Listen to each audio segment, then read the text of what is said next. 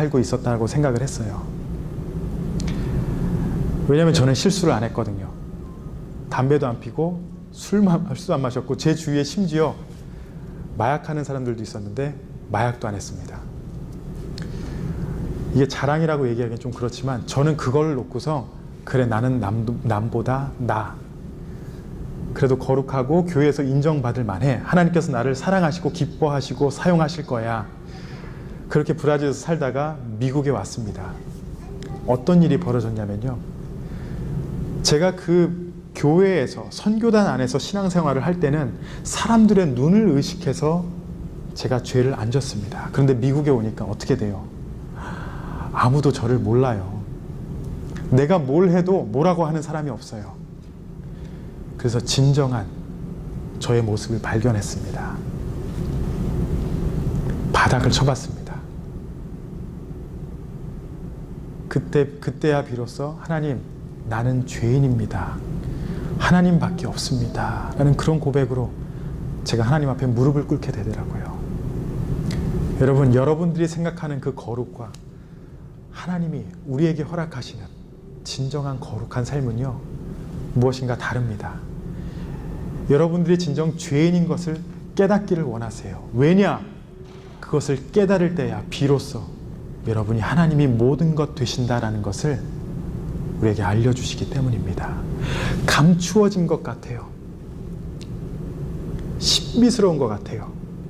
그런데 하나님께서 사랑하시는 자들, 우리 눈과 우리 귀와 우리 마음과 생각, 그 방법이 아닌 성령 안에서 하나님의 방법으로 분명히 우리에게 깨닫게 해주실 것입니다. 좌절이 될 때가 있어요. 정말 내가 헛살았나 그런 생각이 들 때가 있습니다. 그런데 그때가 바로, 제가 어느 분의 책의 제목을 빌리겠습니다. 나의 끝이고 바로 예수의 시작인 것입니다. 이것이 바로 진정 하나님께서 그의 사랑하는 백성에게 주시는 하나님의 지혜이고 성령 안에서 새로운 삶으로 살아간다는 것을 믿으시기 바랍니다.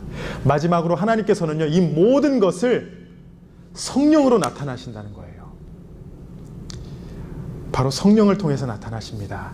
사실 오늘 앞부분에 선포된 모든 말씀 그 중심으로 본문 10절에서 16절 말씀까지 읽어보시면요, 너무나도 자세하게 우리에게 설명을 하고 있음을 알게 되실 것이에요.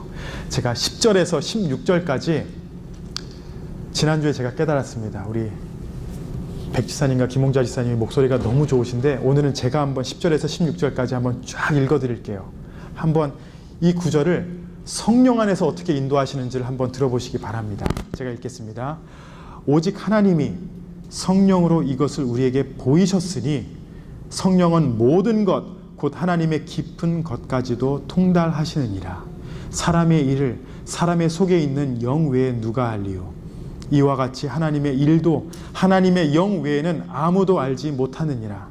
우리가 세상의 영을 받지 아니하고 오직 하나님으로부터 온 영을 받았으니 이는 우리로 하여금 하나님께서 우리에게 은혜로 주신 것들을 알게 하려 하심이라. 우리가 이것을 말하거니와 사람의 지혜가 가르친 말로 아니하고 오직 성령께서 가르치신 것으로 하니 영적인 일은 영적인 것으로 분별하느니라. 육에 속한 사람은 하나님의 성령의 일들을 받지 아니하나니 이는 그것들이 그에게는 어리석게 보임이요 또 그는 그것들을 알 수도 없나니 그러한 일은 영적으로 분별되기 때문이라. 신령한 자는 모든 것을 판단하나 자기는 아무에게도 판단을 받지 아니하느니라. 누가 주의 마음을 알아서 주를 가르치겠느냐. 그러나 우리가 그리스도의 마음을 가졌느니라. 아멘. 여러분, 하나님을 알아가는 것 오직 하나님의 지혜를 통해서, 오직 성령을 통해서 알아가는 것입니다. 성 어거스틴이요, 어린아이들의 그 노래를 들으면서 말씀을 열어서 로마서 말씀을 읽어갈 때에 전에 읽었던 말씀이지만 그 자리에서 그 말씀 가운데 하나님을 바라보게 하신 것, 분명한 성령의 역사입니다. 제가 미국에서 방황하면서 죄를 깨닫고 하나님을 바라보게 된 거요, 성령님의 역사입니다. 내가 잘나서 된 게 아니에요. 내가 죄인인 것을 깨닫게 되는 것, 분명한 성령의 역사입니다. 여러분, 고린도 교회 성도들이 성령이라는 말 자체를 아마도 처음 들은 사람들도 있었을 것이에요. 그래서 바울이 계속해서 성령, 하나님의 영, 영으로 이런 식으로 반복을 해요. 하나님을 알게 되고 하나님의 생각을 알게 되는 것도 오직 성령의 깨우침에 의한 것임을 여러분 기억하시기 바랍니다. 우리가 다른 사람에게 내 생각을 말해 주어서 나의 생각을 알게 하듯이 내 생각을 이렇게 말하잖아요. 그러면 그 사람이 그 말을 듣고 이해하게 하듯이 하나님께서는요, 그의 뜻을 우리에게 보여주실 때는 오직 성령을 통해서 하신다라는 것이에요. 제가 처음에 온전한 자에 대해서 나눴습니다. 성령의 말씀을 들을 수 있는 자가 바로 온전한 자예요. 여러분, 온전한 자가 되시기를 사모하시기 바랍니다. 나는 장로교인이라서 그런 거 잘 몰라요. 여러분, 그렇게 말씀하시면 안 돼요. 장로교의 단점은 우리가 성령이라는 성령님 하면은 뭔가 좀 잘못된 것 같고, 나는 순복음교회가 아닌데요, 나는 오순절교가 아닌데요, 그렇게 말씀하실 때가 있지만 우리 안에 살아계신 성령님을 여러분 절대 무시하시면 안 됩니다. 말씀을 통해서 말씀 안으로 돌아갈 때 우리가 기억해야 하는 것은 성령님께서 역사하시고 그 성령님을 통해서 우리의 삶을 인도하신다라는 것입니다.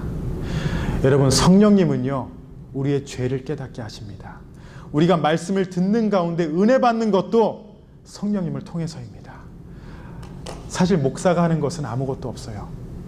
오직 성령님의 역사입니다. 오늘 본문 말씀 2장 전체에서 바울이 말하는 결론은 우리의 구원과 우리의 삶의 능력은 바로 우리가 아니라 바로 하나님의 능력, 하나님의 성령을 통해서라는 것입니다.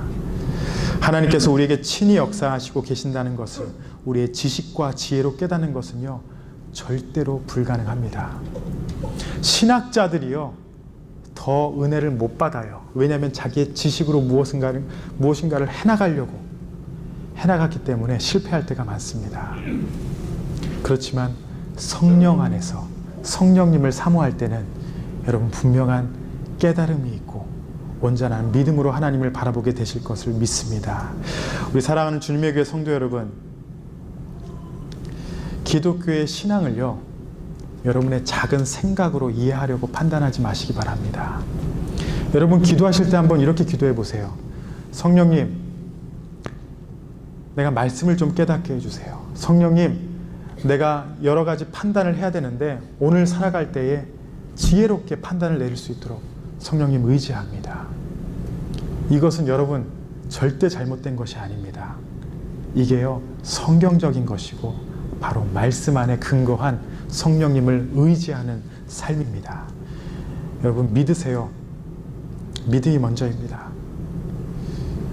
선언에서도 우리가 나눴죠. 어거스틴이 자신의 지혜로 진리를 알 수 없다라는 것을 깨닫고 남긴 말, 나는 알기 위하여 믿는다. 알기 위하여 믿는 우리 성도님들 되시기 바랍니다. 성령님이 우리 안에 살아계시고 우리에게 하나님의 지혜를 알게 하심을 믿으시기 바랍니다. 우리의 지혜가 절대 아니에요. 세상적인 지혜, 하나님의 지혜, 이 두 가지를 말하는데 온전한 자에게 하나님의 지혜를 깨닫게 하신다라는 것입니다. 성숙한 신앙생활을 하시기 바랍니다. 예수의 십자가를 깨닫는 길은 오직 성령님을 통해서 깨닫는다라는 것을 믿으시고 성령님의 말씀을 들을 수 있는 온전한 우리 성도님들이 되시기를 예수님의 이름으로 축원합니다. 네, 기도하시겠습니다.